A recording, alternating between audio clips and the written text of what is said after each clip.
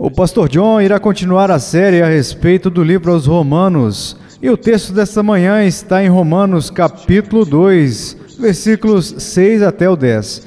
Esta passagem começa no meio da sentença, com um pronome que está falando a respeito do juízo de Deus. Deus recompensará cada um segundo as suas obras. Para aqueles que perseverarem em fazer o bem, procuram por glória e honra e imortalidade, vida eterna.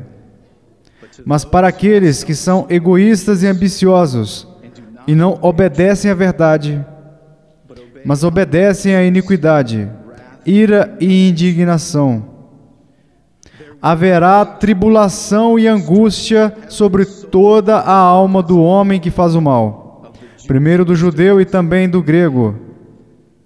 Mas glória e honra e paz para todo homem que faz o bem, primeiro para o judeu e também para o grego. Embora este texto ensine muitas coisas importantes, está muito claro que, por este texto, você irá morrer. E quando você morrer, você irá para a vida eterna ou você irá para a ira e indignação. Você terá e receberá honra e glória e paz quando morrer, ou você receberá tribulação e angústia. Em outras palavras, ou você vai para o céu, ou você vai para o inferno para sempre. Então vamos ler mais uma vez e sublinhar essas frases, as principais, porque isso é sério e isto é muito importante.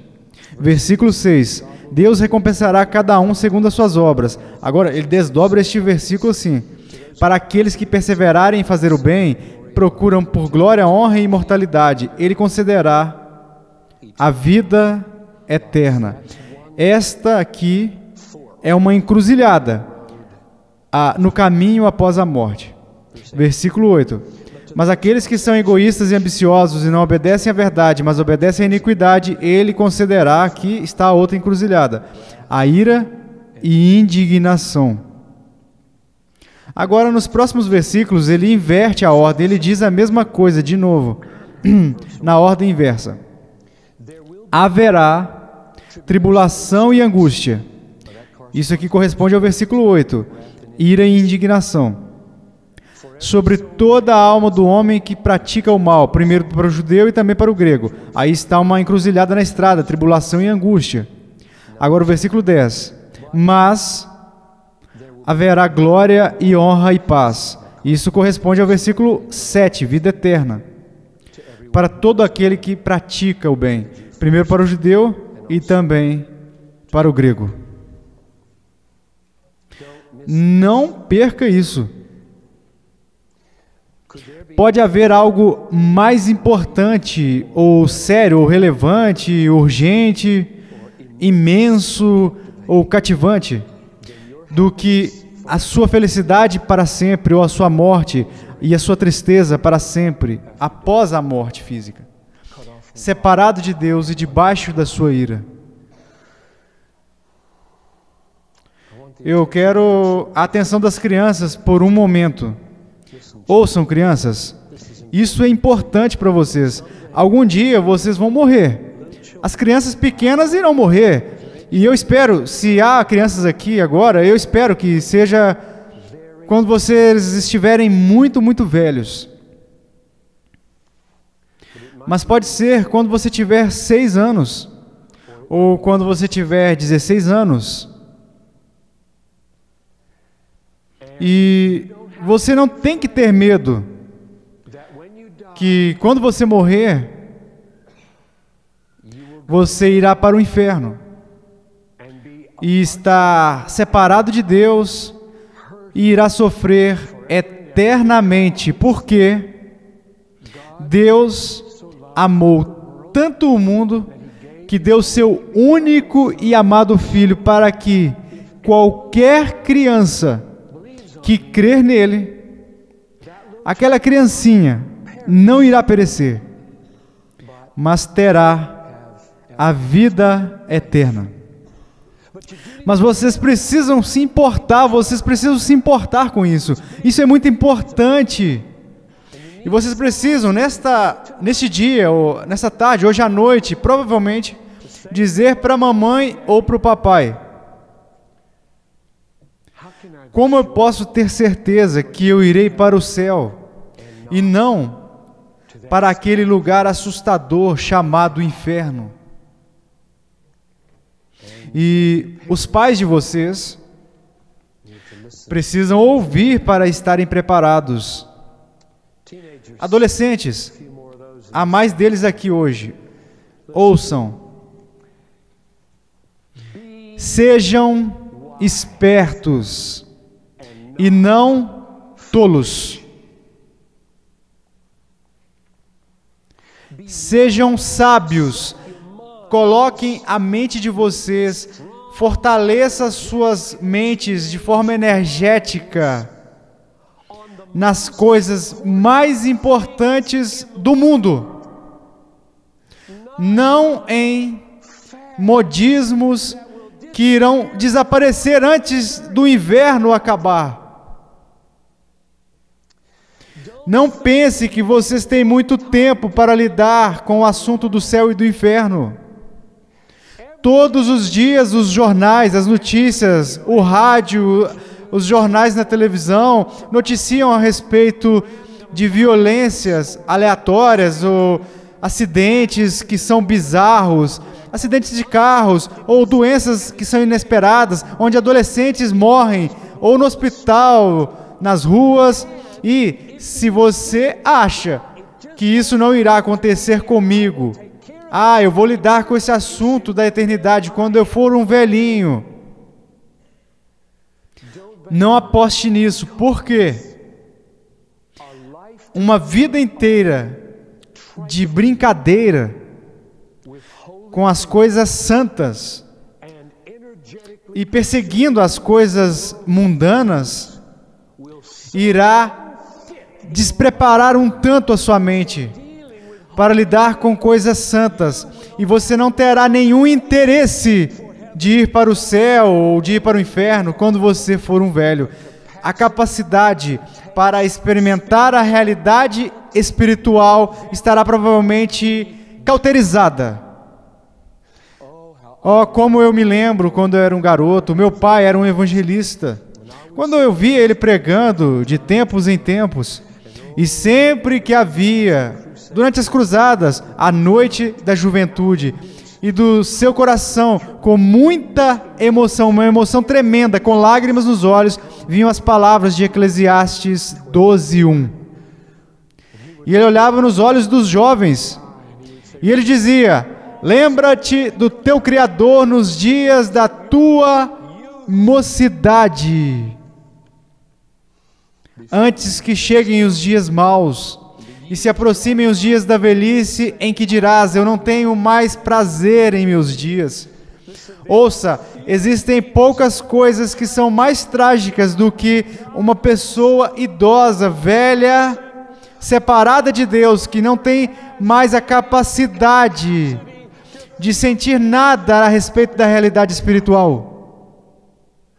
Isso é uma tragédia, e vocês estarão lá. Se vocês não aproveitarem estes anos maravilhosos, poucas coisas são mais temerosas do que envelhecer com uma mentalidade que não é mais capaz de temer o inferno ou amar o céu. Casais, solteiros, pessoas no auge de suas vidas, cuidado com serem varridos pelas demandas da carreira simplesmente para se encontrarem, ansiosos por alguma diversão no final de semana, buscando o alívio de vocês do trabalho mundano no divertimento mundano. E despertando, acordando talvez, e descobrindo daqui a algumas décadas que não há mais nenhum interesse por nada a não ser o mundo. Um conhecedor de restaurantes, um conhecedor de vídeos, um conhecedor de teatro e de orquestras, um conhecedor de computadores e centenas de outras coisas temporais e passageiras, e nenhum interesse por Deus. Pessoas velhas, pessoas idosas. Eu vejo aquele grupo ali atrás, algumas das minhas pessoas favoritas, e talvez alguns separados de Cristo. Não se escondam desta realidade muito importante e eminente. Não se escondam disso. Vocês têm poucos anos pela frente. Meu filho, Barnabas, com 15 anos, entrou no meu escritório às 11 horas, ontem à noite. E ele disse: como está indo o sermão? Eu disse: bem, eu estou resumindo o advento. E ele disse: já é o advento? Eu não posso crer que já estamos no advento. E isso com 15 anos. E ele nem pode crer que o ano já passou. Diga isso para aqueles que estão grisalhos, né? E assim vai, passa rápido. Eu tenho 52 anos e acabei de escrever o poema do advento ontem à noite. Foi ontem? Vocês têm alguns minutos restantes. Não pare de pensar a respeito do céu e do inferno. Pense a respeito disso. Pense a respeito disso. Até que vocês amem tanto a Deus, que Ele seja um deleite. Que seja um deleite saber que os anos são bem breves. Não entre pela eternidade nas mãos onipotentes da ira. Eu tenho um fardo. Deus me concedeu um fardo na noite passada pela nossa igreja, que é tão pesado, e o fardo é que nós nadaríamos contra a corrente da nossa cultura inteira nesta questão do céu e do inferno. Por quê? Mais e mais e mais e mais, a América está se entregando à diversão.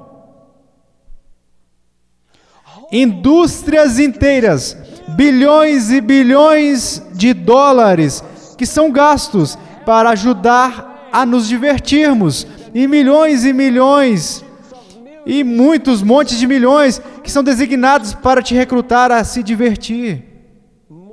Mais e mais jogos, mais e mais entretenimentos. Nós construímos as nossas casas não com quartos de oração. Diga, uma estrutura ao redor de uma sala, o que deveria ser a primeira coisa em um arquiteto cristão.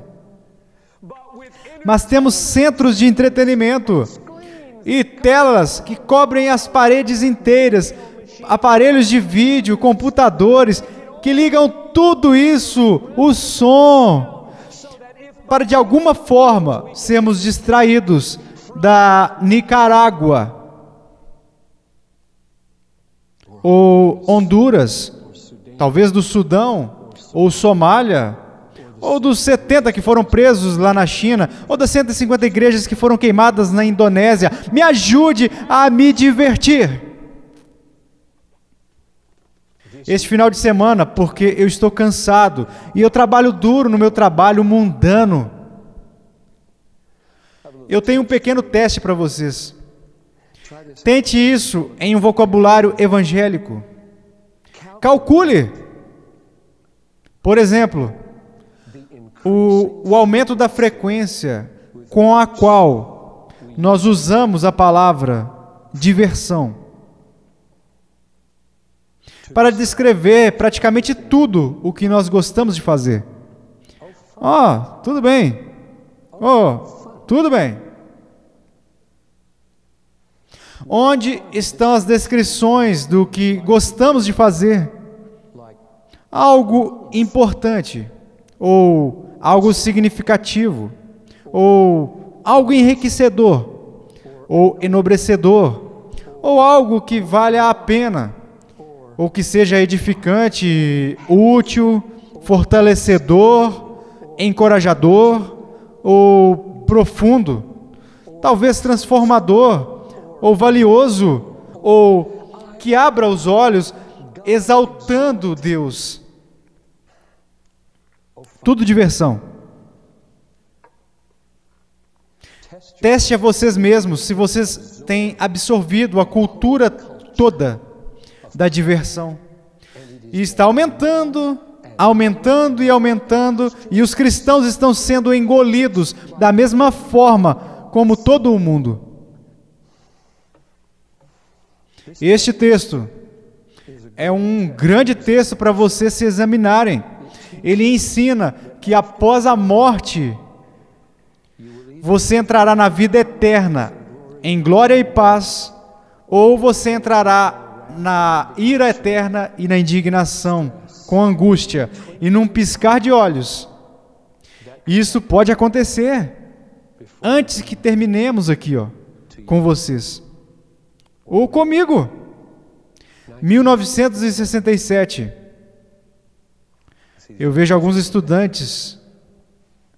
Eu estava sentado na capela de Wingman e vi Raymond Edman. Tom provavelmente estava lá. Ross estava lá. Eu estava. Tom estava. E vi Raymond Edman. O chanceler estava pregando sobre entrar na presença do rei. E ele parou. Ele deu um passo para a esquerda. E com o barulho mais horrível que eu já ouvi na minha vida, caiu no chão. E ele estava morto antes de sairmos daquela capela. Nós podíamos ouvir a sua respiração. Eu quero ir dessa forma. Eu quero ir dessa forma. Isso seria muito bom. Isso seria muito bom. Isso pode acontecer com vocês. Pensem nisso. Sem segundas chances.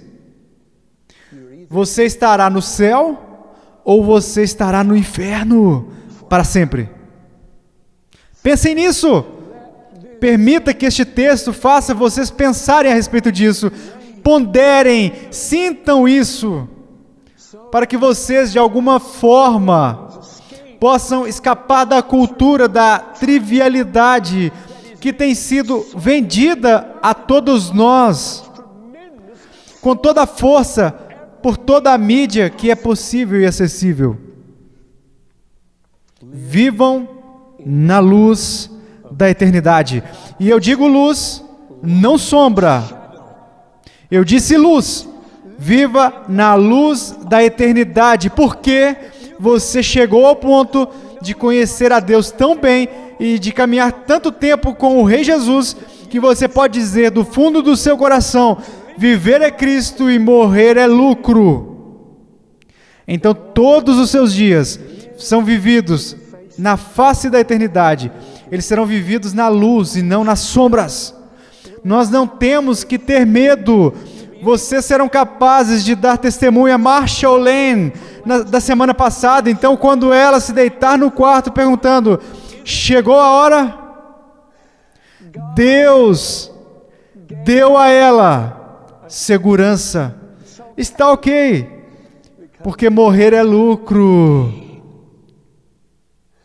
Seja assim, conheça-o desta forma. E você não poderá conhecê-lo bem se você viver correndo atrás da sua carreira e se enterrando no seu entretenimento. Isso não irá acontecer. o que você irá fazer? Quando você tiver um câncer, uma leucemia, o que você irá fazer? O que me deixa irado é que há salas de entretenimento em todo o hospital que eu já visitei. Você entra nestas salas, no setor das pessoas que estão tratando câncer, no setor geriátrico, em todos os outros setores, e em todos os quartos há imensos monitores virados para baixo, para que as pessoas possam, até o final, serem entretidas. É uma cultura estranha essa que a gente vive. A América está ainda em maus lençóis. Nenhuma civilização sobrevive a isso. Absolutamente nenhuma civilização sobrevive brincando, negociando. Eu não me importo se iremos sobreviver. Eu me importo se vocês irão sobreviver à morte. Este é o meu trabalho. A América é um ponto na tela da história e nós estamos encurtando-a. Ora, o que devemos fazer é sonhar um sonho. Nós deveríamos sonhar um sonho. Simplesmente pensem sobre isso. Estamos todos assistindo TV, assistindo vídeos, jogando videogames e saindo para comer, nos deixando mais confortáveis. E algumas pessoas como Doug ou Ann sonharam o sonho há poucas semanas. E agora, hoje, ele está em Honduras. E ontem, eles trataram 400 pessoas. Enquanto sonhamos em como aliviar a dor, e aliviar a ignorância, e aliviar a perdição, aliviar a tristeza, o que nós fazemos? Nós lemos as páginas de ações, lemos as propagandas de computadores, lemos as propagandas de eletrônicos e pensamos no que vamos ganhar no Natal. Passamos as noites enchendo de mundanismo a nossa mente. E pensamos, por que não crescemos como cristãos? Por que não temos uma vida cristã significante? Oh, sonhe o seu sonho! Se você pudesse enxergar claramente o céu e o inferno, se este texto tivesse um impacto da eternidade sobre você. Oh, que prazeres duradouros, profundos e inabaláveis poderiam substituir a banalidade e o vazio da diversão na manhã seguinte. Me diga, como será a manhã seguinte? Verdadeiramente profunda, significantemente rica, poderosa, verdadeiramente humana, verdadeiro Deus, é duradoura, é eterna, é tudo tão pequeno.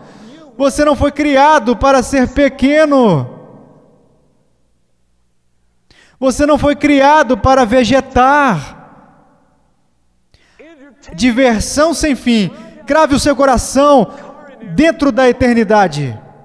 Dentro da eternidade. Você foi feito para viver, para sofrer e morrer pelo Rei Jesus, por Cristo e pelo seu reino. Como diria Praxis,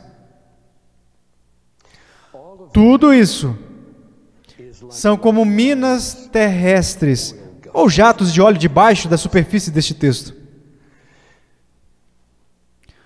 O problema com as minhas minas terrestres é que quando você anda pelo chão, você pode explodir se pisar em uma delas. E pode ficar muito rico se atingir um jato de óleo. Este texto, pelo menos diz, quando você anda por aqui, deve haver muita seriedade a respeito dele. Porque você pode explodir. Ou você pode se tornar rico eternamente. Então, eu vou caminhar por este texto por alguns minutos e mostrar a estrutura dele. Em Romanos 1:18 a 32, tem um ponto principal. Todos os gentios estão debaixo do pecado. Nós vimos isso. E são indesculpáveis quando Deus julga. Agora no capítulo 2, Nos versículos 1 a 5, Paulo fala a mesma coisa sobre os judeus. Versículo 1, portanto, vocês não têm desculpas quando julgam, pois naquilo que julgam os outros, condenam a si mesmos. Pois vocês que julgam praticam as mesmas coisas, são indesculpáveis quando o juízo vier. E no versículo 3, repete isso. Vocês julgam aqueles que fazem tais coisas e vocês fazem a mesma coisa. Como vocês podem presumir que terão desculpas no dia do juízo? E no versículo 5 diz a mesma coisa de novo. Por causa da sua teimosia e coração impenitente, vocês estão acumulando ira para vocês no dia da ira, na revelação do justo juízo de Deus. E ele está falando dos judeus agora, falando de pessoas com moralidade, que têm um livro de regras. E eles estão debaixo do pecado também. E então ele dá um argumento lá no versículo 6. Deus irá recompensar a cada um. Eu creio que a palavra cada ali significa não classes, como judeu e gentil, mas cada pessoa, de acordo com as suas obras, não de acordo com o seu judaísmo, não de acordo com o gentilismo, não de acordo com o seu intelecto, a sua família, sua educação, a sua raça, mas de acordo com a sua vida, as suas obras. Então, nos versículos 7 a 10, a parte de hoje do texto está desdobrando o versículo 6, uma ilustração do juízo de acordo com as obras. E estão em pares. 7 e 10 são um par, e 8 e 9 são um par. 7 e 10, positivo. 8 e 9, negativo. A possibilidade do inferno. Vamos olhar os dois pares. Versículo 7. Para aqueles que perseverarem em fazer o bem. Veja a ilustração disso. De acordo com as obras no versículo 6. Buscam por honra, glória e imortalidade. Deus vai recompensar com a vida eterna. Agora vá para o versículo 10. E veja o positivo repetido. Deus dará glória e honra e paz a todo aquele que fizer o bem. Aqui aparece de novo, ilustrando o juízo de acordo com as obras, no versículo 6. Primeiro para o judeu e também para o grego. Então, nestes dois versículos, o caminho para a vida é o caminho da obediência e a perseverança em fazer o bem. Agora vamos pegar a metade negativa, ou par, nos versículos 8 e 9. Versículo 8. Mas aqueles que são egoístas e ambiciosos e não obedecem à verdade, mas obedecem à iniquidade, Deus vai recompensar com a ira e com indignação. De novo, egoísmo e ambição, desobediência à verdade, obediência à iniquidade. Isso vai gerar a ira. Finalmente, no versículo 9, haverá tribulação e angústia para todo homem que pratica o mal. De novo, ilustrando o juízo de acordo com as obras. Primeiro do judeu e também do grego. Em outras palavras, assim como no versículo 7 e 10, o caminho que conduz à vida eterna é o caminho de boas obras e de obediência, e nos versículos 8 e 9, o caminho que conduz ao inferno é o caminho da ambição egoísta e da desobediência da verdade e das obras do mal. E ele diz nestes dois últimos versos, primeiro do judeu e também do grego, sim, judeus vão primeiro, mas quer seja que eles vão para o céu primeiro ou para o inferno primeiro, está baseado no mesmo critério com que irão os gentios. E este é o ponto do texto. Nem os judeus e nem os gentios têm qualquer desculpa. Ambos são pecadores e ambos irão perecer, se eles forem hipócritas e que acusam os outros enquanto praticam as mesmas coisas. Agora, aqui está a chave, a pergunta-chave para a nossa aplicação disso. E a mensagem do próximo domingo é a aplicação desta mensagem de hoje. Vamos então passar 2 semanas neste texto. Aqui está a questão que vocês vão levar e vão pegar em alguns minutos. É o juízo de acordo com obras. Uma situação hipotética, feita para mostrar que não pode ser cumprida e todos precisam do Evangelho. Ou é o juízo de acordo com as obras, a maneira que realmente será.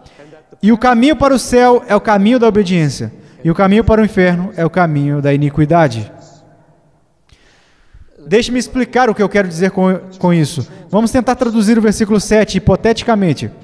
Será que o versículo 7 significa que... Leia e eu vou dar a minha paráfrase hipotética. Para aqueles que perseveram em praticar, em fazer o bem, procuram por honra, glória e imortalidade. Deus concederia a vida eterna, se eles pudessem fazê-la. Mas eles não podem. Portanto, eles têm que ter, é uma necessidade deles terem o Evangelho da Graça, que aparece nos versículos 16 e 17 do capítulo 1. E que nós iremos passar o restante deste livro desdobrando eles. Deixe-me tentar uma tradução hipotética do versículo 10. Seria assim: Deus dará honra, glória e paz para todos os que praticam o bem. Primeiro para o judeu e também para o grego, se eles pudessem praticar o bem, mas eles não podem. Então eles precisam do Evangelho da Graça. Este é o significado desses versículos. Ou deveríamos entender estes versículos literalmente, que eles significam o que parece que eles querem dizer. O caminho que conduz ao céu é realmente o caminho das boas obras e da obediência. Esse é o caminho que você deve pegar, ou não chegará ao céu. E o caminho que conduz ao inferno é o caminho da iniquidade e da desobediência à verdade. E obediência à iniquidade e a prática de coisas más. E se você está neste caminho, é o único lugar que você irá. É este o significado? O significado destes versículos? Agora, trazer a pergunta a um ponto. Vamos lá. Deixe-me perguntar isso. Seria uma contradição ao Evangelho da livre e soberana graça, que é o que eu amo mais que qualquer coisa? Seria uma contradição ao Evangelho da livre e soberana graça, se a graça do Evangelho fosse tão poderosa que todo mundo que realmente confia nele obedeceria. Então todos os que são justificados pela fé estão no caminho que conduz apenas ao céu. Se isso for verdade, não haveria contradição entre o Evangelho da graça soberana e a justificação apenas pela fé. E o ensinamento do Novo Testamento nestes versículos, eu creio que o único caminho que conduz ao céu é o caminho da justiça, da obediência e das boas obras. Esta é a pergunta da próxima semana. Eu tenho pelo menos 9 razões, porque eu creio que essa segunda interpretação é a verdadeira. Não veremos todas elas, mas algumas delas. Então, concluindo, vocês poderiam, nesta semana, ponderar com todo o coração de vocês e orar sobre o terreno destes versículos que vimos nos últimos 15 minutos. Porque, e eu volto ao começo, logo abaixo da superfície deste terreno estão minas terrestres chamadas inferno, ou poços de óleo chamados céu. E como você caminha neste terreno, conforme você vai caminhando, ele pode explodir você para toda a eternidade, ele pode trazer júbilo eterno. Não é algo para brincar, não é algo para ficar brincando. E eu oro para que Deus conceda à nossa igreja um senso de seriedade para as nossas almas e para aqueles de nós que nos importamos. Vamos orar, vamos orar. Pai dos céus, eu anseio tanto viver uma vida da eternidade, na luz da eternidade, na alegria da eternidade, na esperança da eternidade. Esses sofrimentos não podem se comparar à glória que será revelada aos filhos de Deus. Oh, que todos neste lugar possam dizer isso, ao sonhar os seus sonhos de uma vida significativa, entregue em sacrifício pelos famintos e pelos incultos, pelos órfãos e pelos refugiados, pelos sem teto, pelos perdidos. Oh Deus, que todos possam sonhar com o ministério e não com diversão, porque o Senhor nos ensinou que é mais abençoado aquele que dá do que quem recebe. Que nós possamos jogar fora a nossa vida de entretenimentos, ou que nós possamos achar a nossa vida ao entregarmos ela nas ruas e no campo missionário, nos almoços durante o trabalho, nos estudos bíblicos, nos nossos bairros, cuidando dos pais. Ó Deus, conceda ao teu povo um sonho de como a vida é, ensinando-os a contar os seus dias e serem sábios. E agora, aquele que pode te impedir de cair, não é maravilhoso? Esse é um livro maravilhoso, aquele que pode te impedir de cair e te apresentar sem mácula diante do trono de sua glória, com regozijo. Ao único Deus, por intermédio de Jesus Cristo, nosso Senhor, seja a glória e majestade, o poder e a autoridade, por todos os séculos, agora e para sempre, e todos digam amém. Vocês estão dispensados.